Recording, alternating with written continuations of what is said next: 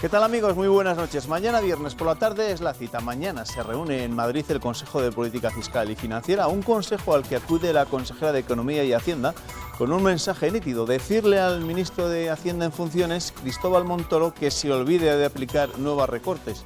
Acudirá con ese mensaje y con unos cuantos números, con los datos que justifican el por qué ha habido un desvío en los objetivos del déficit en nuestra comunidad. Hoy la portavoz y vicepresidenta de la Junta ha defendido la rebeldía del Ejecutivo regional, una rebeldía que, según Rosa Baldeón, no es como la de James Dean.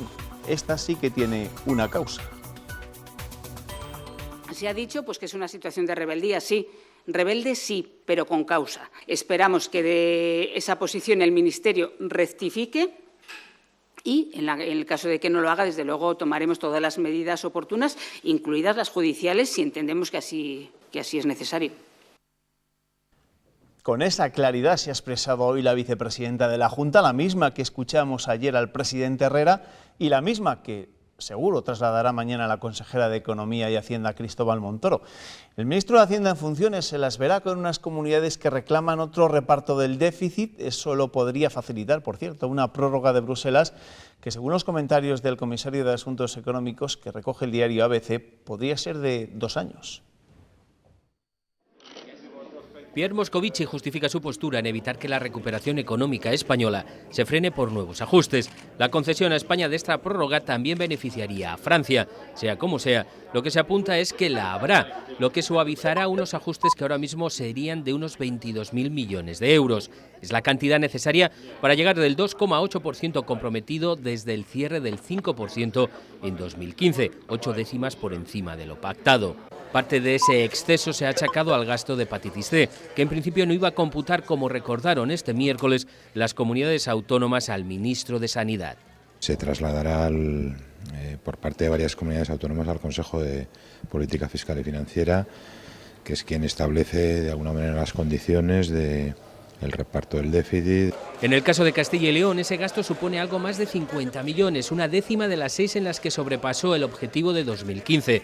Sobre ese consejo planea la posibilidad de que esa prórroga europea se traduzca en una oferta para pasar ya este año del 0,3 actual al 0,5%, que podría ser mayor en función de lo que autorice finalmente Bruselas. Hablaremos pues de ese Consejo de Política Fiscal y Financiera que se celebra mañana viernes en Madrid y, por supuesto, de los rebeldes con causa, tal y como ha dicho la vicepresidenta y portavoz del Ejecutivo Regional, Rosa Baldeón. Les presento a mis tertulianos de esta noche. Chema Crespo, ¿qué tal? Bienvenido, buenas noches. Buenas noches, encantado como siempre. Director de Público, pregonero, palentino, ilustre. Acumulas cargos por todos los lados, ¿verdad? ¿eh? Como decía alguien cuando le daban una medalla en las Cortes, pero no todos con devengo. Luismi Torres, ¿qué tal? Bienvenido. Hola, buenas noches. Muy buenas noches. Y con la prensa, Ernesto Escapa. Ernesto, ¿qué tal? Bienvenido. Buenas noches. ¿Con qué empezamos hoy? Pues mira, empezamos con la medida aprobada para incorporar a 8.000 personas más a la red social, que ya protege a 150.000 en Castilla y León, que es el titular principal de la primera del norte de Castilla de mañana. Diario de Burgos destaca que los 45 primeros trabajadores de Campofrío entrarán ya en el mes de junio. Y el diario ABC se hace eco de esas declaraciones de la vicepresidenta de la Junta ante el Consejo de Política Fiscal y Financiera. Rebeldes pero con causa, la conciencia tranquila y las cuentas muy claras. Diario palentino, Roma y Palencia comparten la obra del insigne Victorio Macho. Diario de León, León repetiría listas y perdería un diputado si volviese a votar el 26 de junio. La Nueva Crónica de León, el PP volvería a ganar en León y Ciudadanos igualaría al PSOE. La formación morada, Podemos, caería a la cuarta plaza y su diputado estaría en peligro. Diario de Burgos destaca también en su primera que el Valle de las Caderechas estrena un bosque encantado, una ruta de árboles decorados, pintados, que acompaña la floración de los 50.000 cerezos que hay en este espacio burgalés. Diario La Razón, Herrera defiende la apuesta de futuro que debe suponer el cuarto centenario de Cervantes. Y Diario de Valladolid, El Mundo, destaca en su primera la imagen de los más innovadores galardonados esta tarde por el diario El Mundo de Castilla y León. Bueno, esas son las primeras páginas y algunas de las fotografías que las ilustran. ¿Qué viñeta me traes esta noche? La de Sansón en el norte de Castilla. Nos muestra al ministro Soria y al presidente Rajoy. Dice: ya sé que no puedo destituirte como ministro de Industria y Energía porque ya estás cesado, pero estaba pensando en nombrarte otra cosa. ¿Qué te parece, Sebo? Pues esa es una disquisición de la que se está hablando últimamente, ¿no? Acerca de si se puede cesar a alguien que, según el BOE, ya está cesado desde el día siguiente de las elecciones del 20 de diciembre. Pero bueno, seguro que puede dar un paso atrás o al lado, porque la que está cayendo sobre el ministro Soria es de AUPA. Un día habla y a las pocas horas se contradice. En fin, os preguntaré por él, pero antes quiero preguntar por los rebeldes. ¿Con causa, sin causa? A Cristóbal Montoro se lo van a poner mañana difícil. A mí me parece buena práctica que no solo cuando van camino de Madrid, porque eso es algo que hacen todos los líderes autonómicos, ¿no? Dan sus ruedas de prensa, hacen sus declaraciones en el Parlamento y se dirige cada uno a sus opiniones públicas respectivas, y voy a ir a Madrid y voy a exigir y voy a reclamar y somos la comunidad peor tratada, etcétera, etcétera. Bueno, yo creo que esos son a veces un poco ejercicios demagógicos de los líderes autonómicos, cada uno en su territorio. Cuando en representación de la comunidad se acude al órgano de distribución de los recursos de las comunidades autónomas, como es el Consejo de Política Fiscal y Financiera, y se mantienen allí los mismos criterios que se han defendido en la comunidad autónoma, me parecen posiciones coherentes y me parecen posiciones respetables. Cuando además el ministro Montoro, ¿no?, tan dado, es que este es un hombre bastante pintoresco en sus formas de hacer política, siendo ministro de Hacienda, que es una cosa yo creo que bastante importante, un artista de culpar de todo a todos los demás, incluso de señalar con el dedo a veces inapropiadamente en relación con las informaciones a las que tiene acceso, y a mí me ha parecido un exceso, porque también estaría responsabilizándose a sí mismo. Que yo sepa, las comunidades autónomas son Estado, y aquí de lo que hablamos es del déficit del Estado español. Imputar así, la culpa es de las comunidades autónomas, cuando las comunidades autónomas son las que soportan los gastos en sanidad y los gastos en educación, que además en una comunidad autónoma como Castilla y León son esenciales y más caros, me parece que merecen la réplica adecuada. Luismi. Bueno, yo alguna reflexión al respecto. Me parece que cuando hay gente que se pregunta en el Partido Popular por qué aparece ante los electores y ante la opinión pública como un partido antipático, pues creo que la actuación de Montoro, de alguna manera, explica y expresa por qué pasa eso. Y es que el ministro muchas veces se ha desarrollado en su vida pública con una chulería impropia de un ministro y menos de un ministro de Hacienda. Cuando le vienen mal dadas sí que tiene la rara habilidad de concitar rechazos por doquier y a su alrededor. Y luego hay una cuestión que yo creo que es de lo que estamos hablando, que es precisamente si el estado de bienestar aguanta una nueva vuelta de tuerca. Y cuando ves y lees las opiniones de la inmensa mayoría de las comunidades autónomas, del PP, del PSOE, de los nacionalistas, de los no nacionalistas, en la que dicen no podemos dar una vuelta de tuerca más, lo que habría que replantear, porque en eso sí que coincido, las comunidades son Estado, es en qué, si hay que ajustar algo, se puede ajustar, y no creo que sea precisamente en un estado de bienestar que ha salido muy tocado de esta crisis. Claro, en estos últimos días, desde Castilla y León, se le han recordado algunas de las razones a Cristóbal Montoro del porqué de ese desvío en los objetivos del déficit, los gastos para los enfermos de hepatitis C, la extra que había que pagar a los funcionarios porque no se les pagó en diciembre de 2012. Pero llegados a este punto yo me pregunto una cosa, y es, ¿quieren vendernos la figura de Montoro como campeón de las reformas maravillosas que han permitido a España entrar en una senda otra vez de contención del déficit? Quieren aparentar eso, y a mí lo que me lleva a pensar los últimos datos de déficit es si las maravillosas reformas que se vendieron no fueron más que recortes puntuales que en el momento en el que el desarrollo económico normal se ha vuelto a producir hemos vuelto a incurrir en los mismos gastos, porque no se trataba de reformas estructurales, sino de quitar la propina o no propina o un ingreso puntual en algún momento. Comparto con Luismi. Yo creo que ha habido 4 años para afrontar en serio las supuestas reformas que necesita nuestro país, cuando además para otras cosas sí que se ha ejercido la mayoría absoluta con una contundencia tremenda. Yo creo que para la toma de posiciones más ideológicas, ¿no?, reabrir debates sobre el aborto, debates sobre la educación, no les ha temblado el pulso, pero sin embargo para las reformas estructurales que necesitaba nuestro país, que significan conflicto político, por ejemplo, pues no se han afrontado, y al no haberse afrontado, pues resulta que se han tenido 4 años para corregir el modelo de financiación autonómica, por ejemplo. Claro, cuando llegaron dices que todo esto es culpa de Zapatero por aquel modelo de financiación. Oiga, se van 4 años después sin haber modificado el modelo de financiación autonómica. Presentan un presupuesto a toda pastilla por razones electorales, un presupuesto que ya se sabía en el momento en el que se aprueba.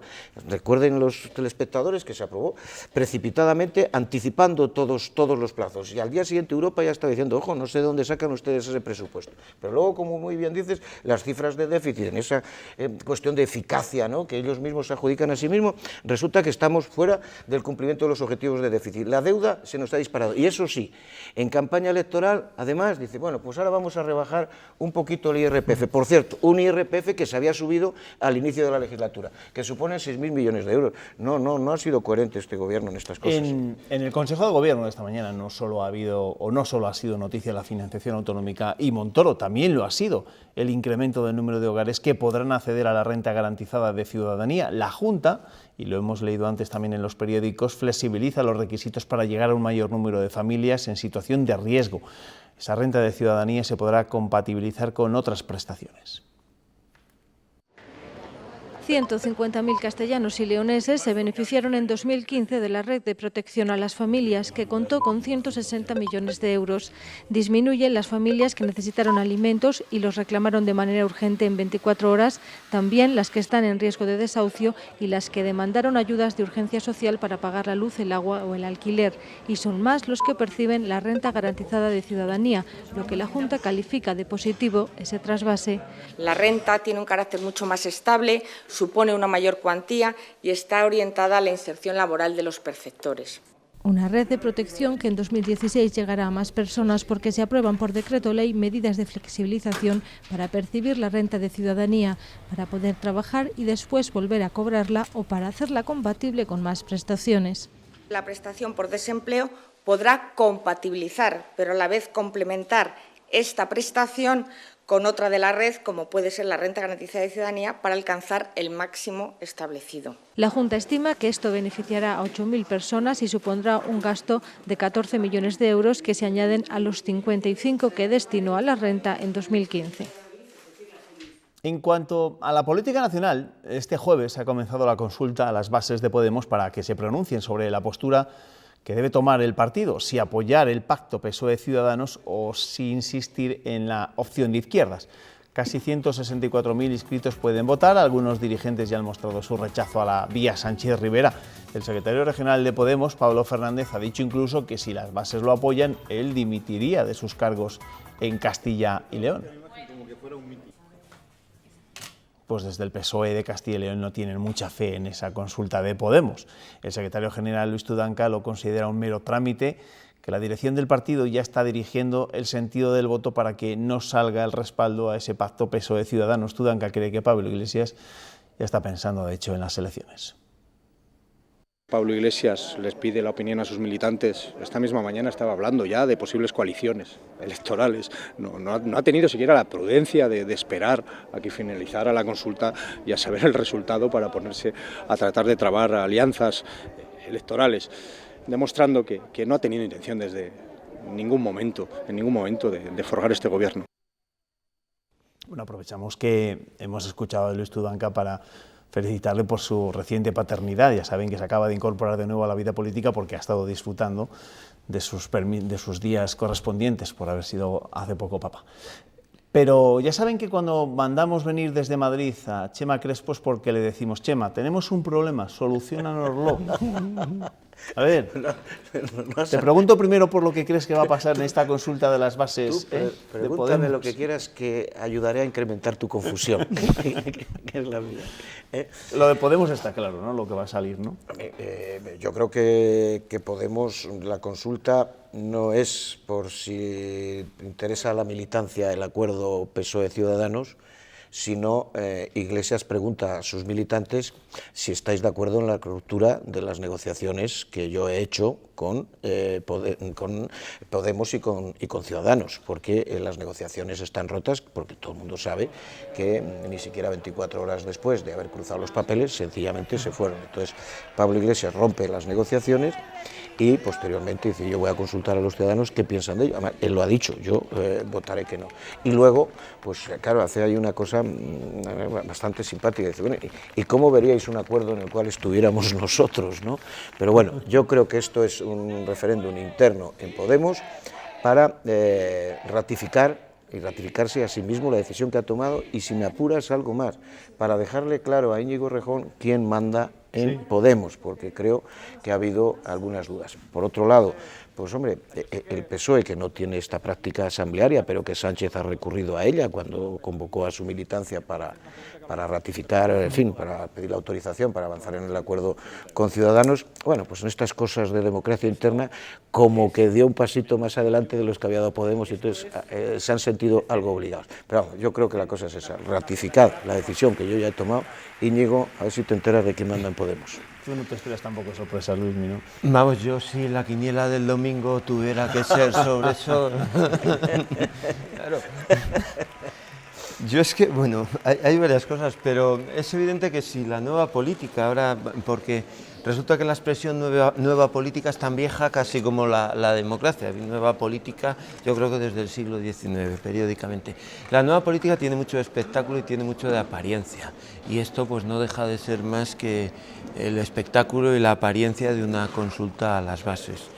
Yo coincido en que, además, Podemos, que nace mucho de la universidad, pues todos los que hemos estado en asambleas universitarias y demás, sabemos que las asambleas y los plebiscitos se hacen para ganarlos, y si se ve que se pierde uno a mitad de camino, pues cambia la pregunta o hace lo que sea, pero no conozco una asamblea que se haya perdido todavía. Bueno, dicho lo cual, analizado esta situación, esta consulta de Podemos a sus bases, pues la siguiente pregunta es: ¿qué es lo que va a pasar? ¿Estamos condenados a repetir las elecciones? Bueno, yo no sé si decir condenados, que igual tampoco puede ser un drama, ni muchísimo menos, aunque Ernesto va a decir que sí.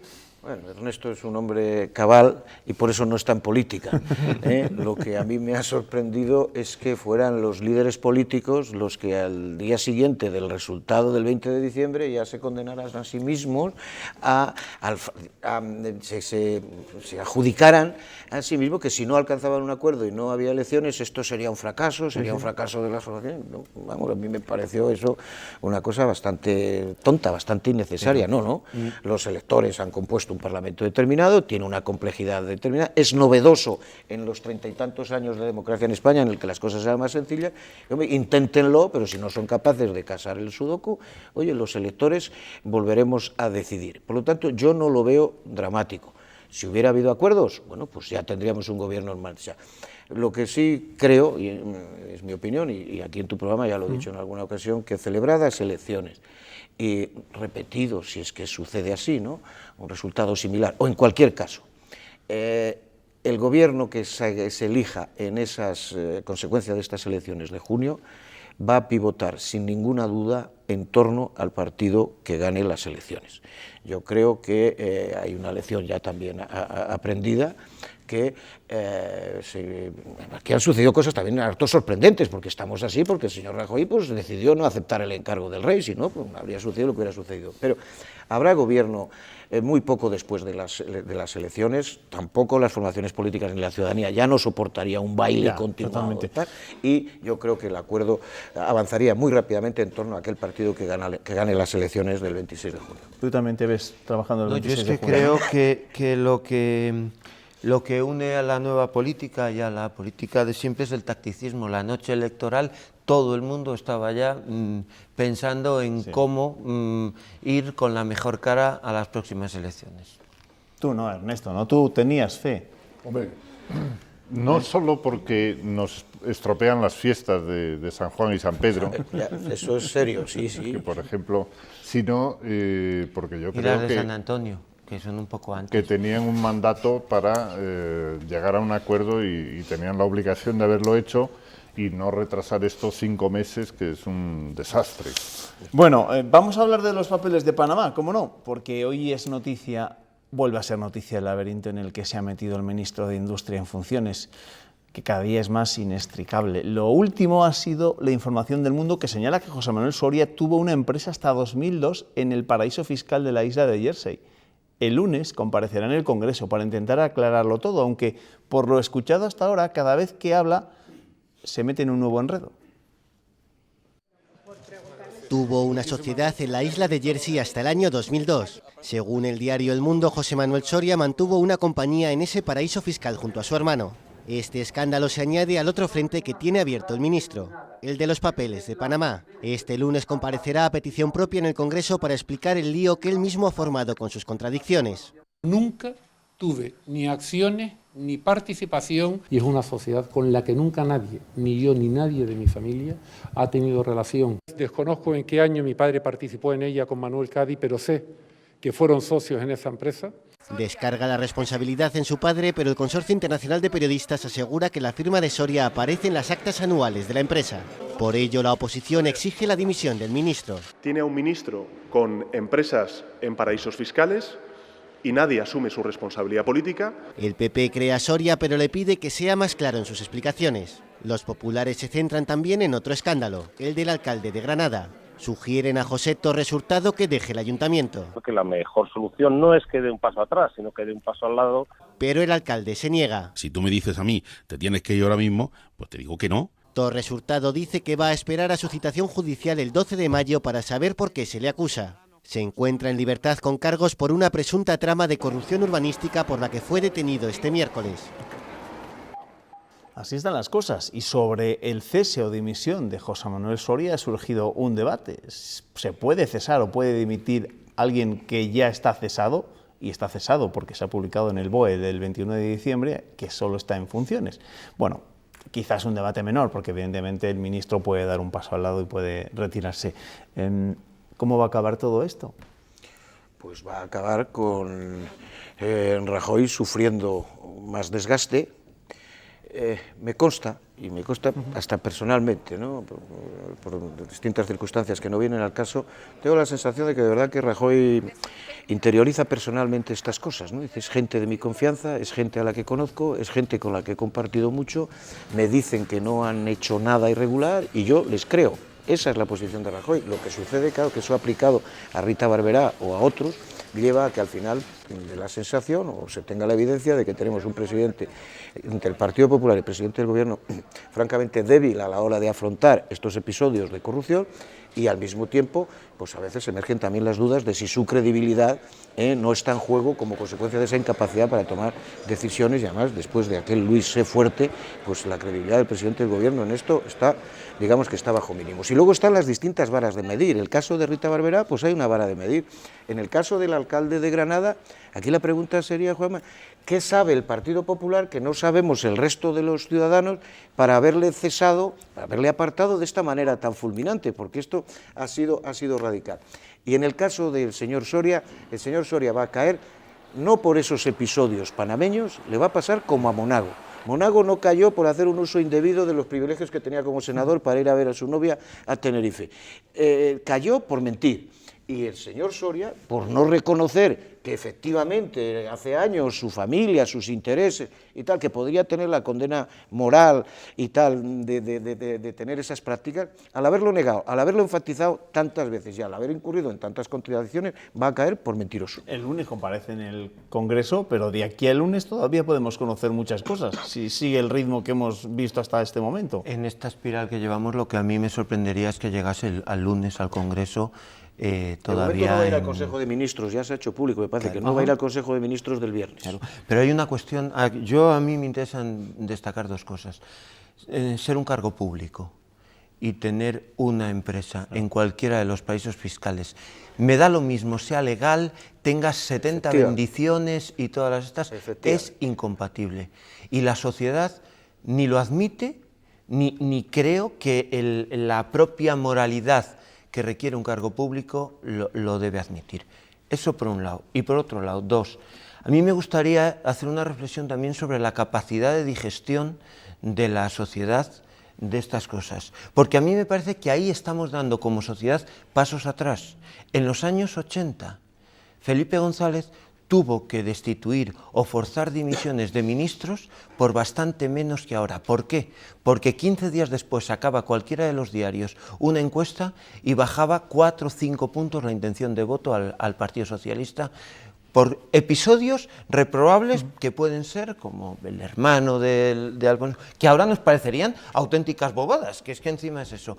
Yo discrepo de eso. Y sin embargo ahora creo que como sociedad tú planteas una encuesta y ha habido no condenados por corrupción, pero acusados de corrupción que vuelven a ganar las elecciones en las provincias. Los partidos implicados en corrupción no están teniendo castigo, están teniendo una parte del castigo, pero no un castigo severo. Un partido... Ahora más que antes, ¿no? Yo creo que no. Sí, yo por eso decía que discrepo, no. Luismi. Es verdad que aquí ha habido tolerancia hacia la corrupción, no hablemos de casos próximos, ponemos el paradigma de Valencia, es inexplicable.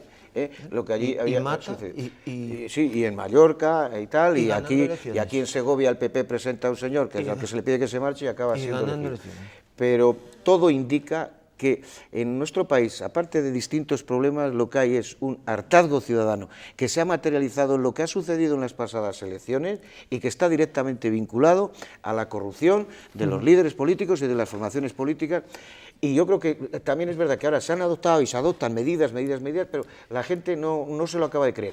Y yo creo que hay una intolerancia absoluta ahora mismo por parte de la ciudadanía. Cuidado, Chema, yo en eso distingo una historia. Hay un hartazgo que se materializa en una crítica feroz a toda la clase política, que se materializa tantas veces en barras de bar y en cabreos de conversaciones. Y en la emergencia de dos formaciones políticas. En la emergencia de dos casos y en unas urnas que siguen dando mayorías.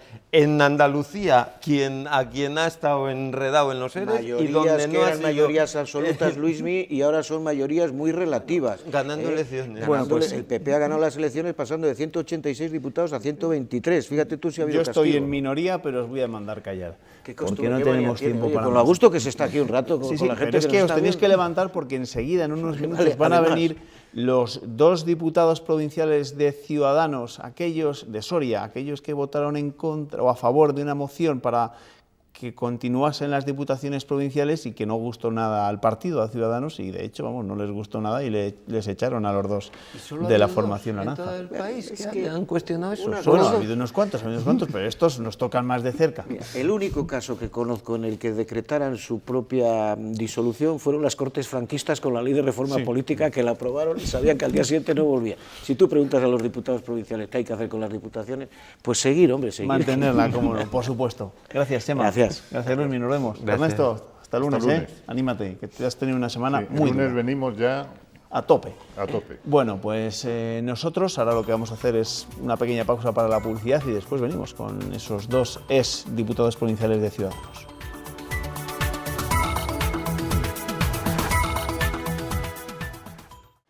El presidente del Gobierno en funciones, Mariano Rajoy, ha vuelto a defender la existencia de las diputaciones. Ha sido en un acto de partido en Cuenca donde Rajoy ha señalado que las diputaciones tienen superávit y garantizan que todos los españoles tienen los mismos servicios. Porque queremos garantizar que los 15 millones de españoles que viven en el mundo rural tengan los mismos derechos que los que estamos viviendo hoy en los núcleos urbanos. En segundo lugar, porque en consecuencia con lo anterior queremos garantizar el principio de igualdad entre los españoles. En tercer lugar, porque queremos evitar la despoblación del mundo rural. A Rajoy su defensa de las diputaciones no le va a costar la expulsión del partido, algo que sí les ha pasado a mis 2 invitados de esta noche. Los 2 eran diputados de Ciudadanos en la Diputación Provincial de Soria, pero el partido les echó. cuando dieron el sí a una moción que defendía a las diputaciones, o al menos la Diputación Provincial de Soria. José Antonio de Miguel, ¿qué tal? Bienvenido, buenas noches. Buenas noches. Raúl Lozano, ¿qué tal? Bienvenido, buenas noches. Hola, muy buenas noches. Ustedes siguen siendo diputados provinciales, pero ya no son de Ciudadanos. Se lo digo porque en la página web de la Diputación siguen figurando como diputados provinciales de Ciudadanos. Bien, a este momento no hay comunicación oficial, que entendemos que es la que se tiene que producir por parte del partido para que el proceso se haga oficial, comunicarlo a la propia institución. Tiene que ser el partido. Nosotros lo hemos dicho al secretario, pero dice que no le sirve porque, lógicamente, él no tiene por qué enterarse por la prensa ni por nosotros. Falta esa comunicación oficial que todavía no se ha producido. Cuando tomaron la decisión de respaldar esa moción de apoyo a las diputaciones, ¿eran conscientes de que se la estaban jugando, por así decirlo, de que Ciudadanos les podía echar del partido? Sí, sinceramente, hombre, no que nos pudieran echar, ¿no? Se estudió muy bien la moción. En la Diputación de Soria no fue una moción como en el resto de España, fue una moción única y exclusivamente hablando de la Diputación Provincial de Soria. Y nosotros queríamos ser consecuentes con nuestra provincia, ¿no? Que es de donde nosotros somos. Si hubiéramos hablado de las diputaciones a nivel nacional, posiblemente en muchas hubiéramos estado a favor de quitarlas, de que no son necesarias, pero en una provincia como la nuestra, la Diputación Provincial es fundamental. Entonces hicimos una moción única y exclusivamente hablando de nuestra Diputación. ¿Y estas explicaciones se las dejaron dar sus compañeros, sus excompañeros en Ciudadanos, la Dirección Regional de Ciudadanos, o no les hicieron ni caso? Antes de abrir el expediente, desde luego no hubo ninguna comunicación. La primera comunicación que se produce después de la votación en la Diputación es ya el conocimiento de ese expediente abierto, con incluso advertencia ya de expulsión, ¿no? Que luego vemos cómo se consuma. Hay que ubicar todos los hechos. Nosotros, desde luego, no decimos, no es la moción que el Partido Popular presenta en toda España, les hacemos cambiar esa moción y hacemos que la moción se traduzca al término de la Diputación Provincial de Soria. No podemos defender todas las diputaciones porque es cierto que se cometen muchos abusos, como dice Ciudadanos, en las diputaciones provinciales. No estoy de acuerdo incluso con lo que ha dicho el presidente Rajoy, de que las diputaciones tienen superávit. Las diputaciones en estos momentos no tienen que ver, ¿no?, el superávit con la deuda, pero en estos momentos las diputaciones en toda España acumulan una deuda de más de 6.000 millones de euros, pero no es precisamente la Diputación de Soria la que sea motivo de esta deuda. La Diputación de Soria, junto con la de La Coruña, es la única que en estos momentos está en una deuda cero. No debemos un céntimo. Además, es una diputación que en los últimos años, saltándonos la ley de estabilidad presupuestaria de Montoro y siendo conscientes de que estamos incumpliendo esa ley, estamos incorporando en los últimos 5 años pues un remanente de más de 25 millones de euros para inversiones. Por lo tanto, además, creemos que difícilmente ninguna institución, llamémosla como la llamemos, y lo que consiste la eliminación de las diputaciones es en cambiarles el nombre, esto no sirve, ¿no? Difícilmente se pueden dar mejores servicios a menos coste en una provincia como Soria, que es peculiar, 513 núcleos de población en 10.000 kilómetros cuadrados para una población de 45.000 habitantes, porque el resto de los 90.000 que vivimos en la provincia de Soria viven en Soria capital. ¿Y consideran que Ciudadanos incurre en algún tipo de contradicción en este planteamiento tan radical contra las diputaciones? Se lo pregunto porque, si no me equivoco, usted tuvo que pugnar por su puesto de diputado provincial con el que es precisamente el delegado provincial de Ciudadanos en Soria. Sí, en su día, pues bueno, se pretendía o pensaba que el coordinador tenía que ser el diputado provincial. Y bueno, lo que está claro es que la democracia dice que son el resto de concejales el que elige a los diputados provinciales y, sinceramente, pues de 13 concejales que en la circunscripción de Soria podían optar a ser el diputado provincial, 9 optaron por votarme a mí. Con lo cual, pues, el tema de las diputaciones, bueno, pues yo fui elegido democráticamente por mis compañeros y yo he votado a favor de lo que creo que es mejor para mi provincia. Pero, sabiendo la postura que tenía un partido como Ciudadanos con lo que es el mundo rural, con lo que es el mundo de las diputaciones, ¿por qué decidieron presentarse entonces por este partido a las elecciones? Coincidimos en un gran parte del ideario de lo que es un partido de centro. Nosotros proveníamos, yo era el presidente en la legislatura anterior, alcalde de Almazán, con mayoría absoluta por un partido de centro, reformista, que era la Plataforma del Pueblo Soriano, y prácticamente coincidíamos en un tanto por ciento muy elevado, no en su integridad, con el programa de Ciudadanos, ¿no? Un partido de centro que coincidíamos en muchas cosas, desde luego no en todas. El programa de Ciudadanos, pues creemos que se puede mejorar, sobre todo con respecto a las medidas que tiene para el medio rural. Yo creo que es un partido que sobre todo ha nacido y piensa principalmente en grandes capitales, como puede ser Madrid, Cataluña, Barcelona, pero que ¿Y no quizás, tanto en el medio rural? Yo creo que no, es difícil y lo hemos tenido que sufrir en las campañas electorales, que luego ahí sí ha habido modificaciones, ¿no? Había un ideario que incluso decía, en primer lugar, que luego se ha modificado y ya se contemplaban excepciones, que había que suprimir los ayuntamientos por debajo de 5.000 habitantes. En Soria quedarían 2. Entonces, claro, lógicamente no puede salir a hacer candidaturas en pueblos de menos de 5.000 habitantes con este ideario. Ha habido que reformarlo, adaptarlo a la situación real del medio rural y sobre todo de Castilla y León, y lo mismo pensábamos con las diputaciones, y que un partido de centro nuevo, que entendíamos que era un partido abierto, pudiera ser flexible a la hora de conformar los programas electorales que se tienen que ir adaptando a las situaciones territoriales de todo el territorio español. Y creíamos que esto no iba a ser motivo de expulsión. Yo desde el primer momento he calificado que esto es matar moscas a cañonazos. No esperábamos una reacción de tal medida por parte del partido ante una situación, pues yo creo que de tan poca importancia, sí de mucha importancia para el territorio de la provincia de Soria, pero que a nivel nacional, pues yo creo que no tenía que haber llegado hasta donde ha llegado. Les pregunto por la situación en la que queda la Diputación Provincial de Soria y sobre todo su actual presidente, el socialista Luis Rey, porque si lo es gracias a sus votos, a sus apoyos.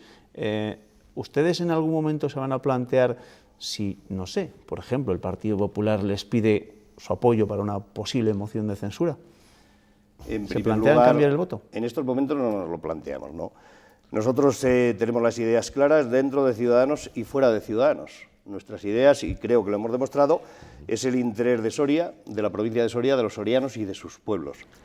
De momento, la marcha de lo poco que llevamos de esta legislatura, desde junio del año pasado, y el acuerdo que se hace de investidura. Nosotros no estamos en el gobierno, podíamos haber estado, haber tenido cargos de vicepresidentes o incluso de presidencias, ¿no?, de la Diputación.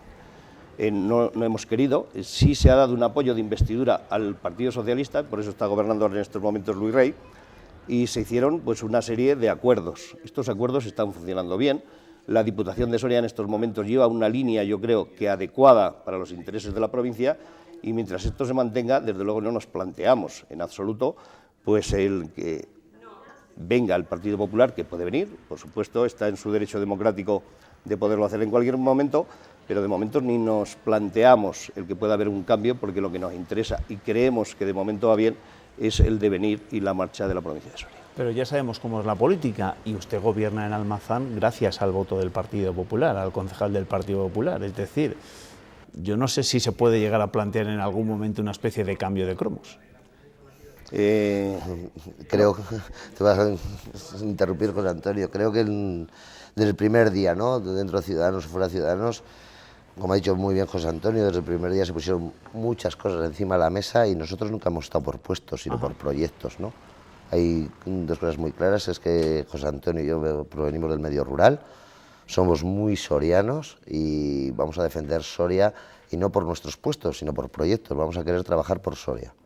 Por cierto, claro, no son ustedes los únicos, no que se han marchado, sino a los que han echado de Ciudadanos, sino que su expulsión ha motivado que muchos otros cargos que fueron elegidos por Ciudadanos hayan renunciado a ese partido, ¿no? De hecho, todos sus concejales, si no me equivoco. Sí, de momento se han dado de baja de afiliación. En la próxima semana o en los próximos días se van a dar también de baja del grupo municipal de Ciudadanos. Y lo mismo va a ocurrir en varios ayuntamientos, que desde luego coinciden en las ideas con nosotros, manifestaron su apoyo cuando, después de ocurrir los hechos, convocamos en una reunión a todos los cargos electos y manifiestan que están casi por unanimidad, excepto un concejal, de acuerdo con la postura que nosotros habíamos adoptado, y vemos que esto va a seguir sucediéndose en las próximas fechas y que Ciudadanos en la provincia de Soria, pues desgraciadamente, de 41 concejales y cargos electos que teníamos en ayuntamientos, pues es probable que se quede con 10 o incluso con menos cargos electos, pues por esta actuación que yo creo que no está justificada. En cuanto a la situación de Almazán, que me preguntabas antes, yo creo que en Almazán prácticamente todos los acuerdos en Almazán salen por unanimidad, del Partido Socialista y del Partido Popular, a propuestas del equipo de gobierno, que hasta ahora era de Ciudadanos, y que ahora vamos a pasar pues, a ser un poco independientes, ¿no?, como concejales no adscritos, que es lo que contempla la ley para estos casos. Lo importante es trabajar, aunar voluntades, poner a los grupos políticos de acuerdo. Yo creo que esto se podría trasladar en estos momentos también al Gobierno de la Nación y que tomasen ejemplo. Es un ejemplo de políticas pues, consensuadas por todos los partidos políticos, y está ocurriendo también en la Diputación Provincial, que incluso los presupuestos, los planes provinciales de obras están saliendo también por unanimidad de todos los grupos. Antes les preguntaba si les habían dado o no les habían dado explicaciones o si les habían dejado explicarse. ¿En algún momento les ha llamado, por ejemplo, Luis Fuentes, el cabeza visible de Ciudadanos en Castilla y León, o el delegado regional en nuestra comunidad de Ciudadanos? Yo hablé en junio con Luis Fuentes y desde entonces no he vuelto a hablar, hasta una visita que hizo antes de la campaña general de las elecciones y estuvo por Soria, y llamadas telefónicas de Luis Fuentes no recibió ninguna. Ni con estos momentos, ni con el expediente disciplinario, nada. Claro. Yo tengo una llamada 2 días después de la votación en la Diputación, es un jueves, un sábado me llama Miguel Ángel González para que bajemos un poco... Regional, delegado regional de Ciudadanos. Regional, bajemos un poco el tono de las declaraciones. Digo que es que nosotros no hemos tenido la culpa, porque al día siguiente la prensa provincial recoge esta votación de esta moción en páginas centrales, que no tiene ninguna trascendencia, como una moción más en la provincia de Soria, pero es a partir de las actuaciones que inicia el propio partido cuando salta pues casi a noticia nacional, ¿no? Y nosotros no hemos sido los causantes de que esto haya saltado a la prensa nacional, y seguramente es cuando ya han tenido que tomar determinaciones seguramente más drásticas de lo que en un principio hubiésemos pensado que tendrían que ser. Bueno, pues hemos hablado con los dos exdiputados, ya los podemos considerar exdiputados de Ciudadanos en la Diputación Provincial de Soria. Ustedes van a seguir, claro, quedarían como con diputados no adscritos. Diputados no adscritos a ningún grupo político. Ajá. Eso es lo que contempla la ley en estos momentos. Bueno, pues así queda, y como decía José Antonio, el alcalde también de Almazán, han sido noticia en los medios de comunicación nacionales. José Antonio de Miguel, gracias, buenas noches. Muchas gracias. Lozano, gracias. Muy buenas noches, muchas gracias. Gracias, buenas noches. Bueno, seguimos repasando lo que ha sido la actualidad en nuestra comunidad. Ya saben que se acerca la fiesta de Castilla y León, y como en toda fiesta que se precie, pues hay que tener un programa con el que celebrarla. Lo han presentado esta mañana la presidenta de las Cortes. Silvia Clemente ha anunciado un Villalar más festivo y para todas las edades. Además, ese día las Cortes también se abrirán a unos visitantes muy especiales, a 300 inmigrantes que simbolizan a esos refugiados que intentan llegar a Europa huyendo de la guerra, pero a los que Europa les está dando la espalda. El Quijote se abre en Villalar, convivirá con los capitanes comuneros en un homenaje a Cervantes en la Casa de la Cultura. En un lugar de la Mancha, de cuyo nombre no quiero acordarme, no ha mucho tiempo que vivía un hidalgo. Con esta lectura amanecerá un Villalar renovado, repensado y con un carácter más integrador. Nuestro objetivo es que sea un día de integración de todos los que se quieran acercar, de familias, de jóvenes, de diferentes ámbitos de la sociedad. Se equilibran los actos entre el casco urbano del pueblo y la campa. En el primero habrá bailes regionales, teatro y por primera vez un certamen de pintura al aire libre. En la campa habrá grafitis y mucha música, folk con grupos nuevos y música actual y joven. Con ellos, los burgaleses, la moda. Además, una ruta turística recorrerá los entornos de Villalar en autocar y ese mismo día, en la sede de las Cortes, se ofrecerá una recepción a 300 inmigrantes de la comunidad. Demostrar de una manera simbólica, porque es un acto simbólico en las Cortes de Castilla y León, que la política también de Europa tiene que ser una política de receptividad. Castilla y León ya lo es, por eso en su fiesta también estarán ellos. Y como todas las fiestas, la de Villalar también se conoce por sus vísperas. Para celebrarlas, la Fundación Villalar ha organizado varias actividades. Este jueves comenzaba la primera edición de las jornadas ¿Quiénes somos? A través de 9 expertos, uno por provincia. Se trata de hacer una radiografía de la cultura de Castilla y León. El primer paso es tratar de delimitar qué es la cultura. Desde de patrimonio monumental hasta de gastronomía. 9 expertos desgranan las claves culturales de cada provincia. El primero en hablar era el representante de Ávila. En 2015 toda la provincia ha estado interesada esto es, volcada en el 5º centenario del nacimiento de Santa Teresa. También se ha analizado el hito que supuso para Salamanca la capitalidad cultural en 2002 o lo que significa el MUSAC para León. Su radiografía indica una buena salud para nuestra cultura, aunque con algunos achaques. Cierto divorcio entre las posibilidades que esas infraestructuras manifiestan y la multitud de iniciativas sociales. El tener recursos, sobre todo a veces económicos, pero también humanos. El Burgos industrial yo creo que apoya poco la creación artística. Este trabajo de recopilación será la base de una estrategia regional que usará la Fundación Villalar para organizar un evento fuerte en cada provincia. Y atraer la actuación de otras administraciones públicas y también de entes privados. Y será la herramienta para intentar avanzar en la creación de una identidad de comunidad.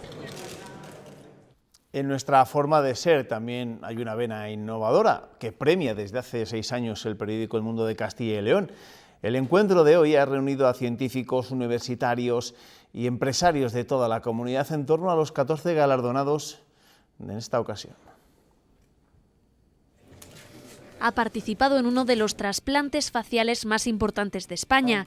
Es cirujano maxilofacial y hoy es uno de los protagonistas. A partir de ahora, el tema de investigación, desarrollo, innovación esté bastante más potenciado y que la gente joven que ahora mismo se tiene que ir fuera del país, que esos cerebros se queden aquí con nosotros. El mejor proyecto del año se lo lleva la cooperativa palentina Agropal. Solucionar un problema al socio agricultor y al mismo tiempo aprovechar pues, un residuo que es incómodo en el campo y que al mismo tiempo nos puede servir pues, para generar ese valor calorífico en una agricultura sostenible. En este encuentro por y para la innovación también se reconocen los 9 mejores trabajos de la comunidad, uno por provincia. Después de 6 años no solo hay historias, la dificultad no está en alimentarlas, sino muchas veces en seleccionarlas, ir colocándolas todas cada semana, sobre todo publicándolas. Es decir, hay muchas historias de innovación, muchas historias de gente con muchas ideas en esta comunidad. Un homenaje que premia a 14 innovadores que apuestan por la investigación y el desarrollo en nuestra comunidad. No deja de ser innovador intentar crear el habitante perfecto de Castilla y León. Es lo que hace desde hace ya unos cuantos meses, o lo que intenta hacer desde hace unos meses el doctor Autonomistein. Vamos a conectar con su laboratorio. Doctor Autonomistein, ¿qué tal? Buenas noches. Hola, ¿dónde está, doctor? Hola, joven Pérez. Estoy escondido. ¿No estará por ahí la policía o la Guardia Civil? No, pero ¿qué le pasa? ¿Se ha metido en algún problema o qué? Estamos todos en un problema gordísimo. Es por eso de los papeles de Panamá. He llegado a la conclusión de que Castilla y León es un auténtico paraíso fiscal. Vamos a ir todos a la cárcel. Pero hombre, ¿qué le hace pensar que esto es un paraíso fiscal? Que estamos en un paraíso no se puede negar. ¿No? Si el paraíso es el cielo, para cielos los de Castilla y León. Pero paraíso fiscal es otra cosa. En tales lugares hay sociedades offshore. Offshore significa lejos de la costa. En Castilla y León también estamos lejos de la costa. Pero sociedades offshore son las que no tienen actividad en el lugar donde están radicadas. ¿Y qué actividad, dígame usted, hay en Castilla y León? Aquí todo es offshore. Hasta la actividad del Parlamento Regional está orientada al exterior.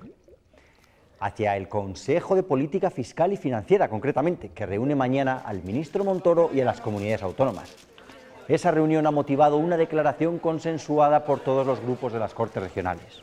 La reforma del modelo de financiación autonómica preocupa y mucho. Y el reparto del déficit.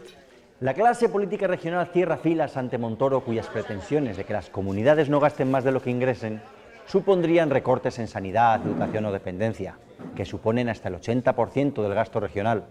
Lo que no nos dicen Herrera, ni Tudanca, ni Fuentes, ni Fernández es quién va a pagar las facturas y las deudas. Eso me lleva a pensar, joven Pérez, que en Castilla y León el dinero llueve del cielo, que nadie paga impuestos y que, como yo sospechaba, vivimos en un paraíso. Los políticos siempre esconden la parte desagradable, pero se puede decir que, más que paraíso fiscal, Castilla y León es un paraíso por su patrimonio natural e histórico-artístico. Y a veces hasta ese patrimonio es offshore, como las obras del escultor Victorio Macho, que el Ayuntamiento y la Diputación de Palencia iban a exponer en el Instituto Cervantes de Roma en una exposición conmemorativa de este artista palentino. La noticia es que 14 de esas obras han sido robadas en el traslado. 2 bustos, una escultura y una decena de dibujos. Extraño suceso. En Roma, donde hay estatuas en cada esquina, nos roban una escultura. Esto es como si te roban una maceta en el Amazonas o un frigorífico en el Polo. Esperemos que se recuperen esas obras de arte. Y si no, siempre nos quedará el Cristo del Otero, obra más emblemática del escultor palentino, que como tiene 21 metros de altura es más difícil de robar. Pero es que así es Castilla y León, un paraíso cuyo patrimonio brilla a gran escala. Castilla y León es un paraíso, pero no fiscal, doctor autonomista. Ya lo verá dentro de unos días, cuando se ponga a hacer la declaración de la renta. Pues no lo haremos con mala sangre, a pesar de todas las noticias que hay, sino con una sonrisa angelical, porque los paraísos están habitados por criaturas angelicales, como el habitante perfecto, que ya saben, será a la vez conservador y progresista, a la vez emprendedor y funcionario, a la vez laico y con temor de Dios, a la vez castellano y leonés. Doctor autonomista, hasta la semana que viene, ¿eh? Hasta el jueves que viene. Nos vemos. Bueno, ya saben, es todo. En menos de un minuto llegará Andrés Gómez con las previsiones meteorológicas y recuerden que desde las 7:30 de la mañana Pilar Ruiz nos va a contar cómo se despierta este viernes Castilla y León. Que descansen, amigos.